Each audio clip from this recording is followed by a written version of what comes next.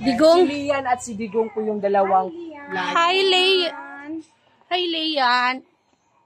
So, medyo napagod Hello, sila kasi galing Leian. po silang mating. When they're doing mating Oh, po, 24 talaga. hours po silang nag-relate. Talaga. Ganun po kalaagad. Ang tagal. Ang tagal po matapos. Umaagabi hanggang umaga. Talaga. Ito po, mag-partner yan sila. So, ito yung babae yung mas malakas at mas matapang. Oh. Yung lalaki pala hindi matapang. Matapang naman, pero nasa teritoryo lang kasi.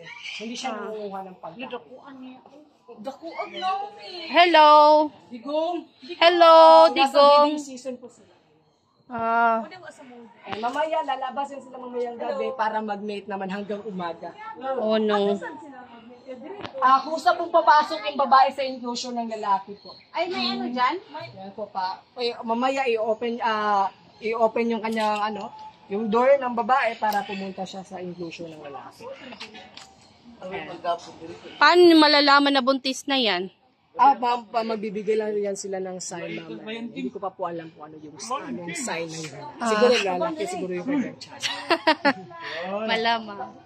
Kasi kasi malaki kasi sila kayo. Hindi talaga mahirap talaga malaman na baka buntis o baka busog lang. Oo nga, totoo. Kasi like, lying si Dan.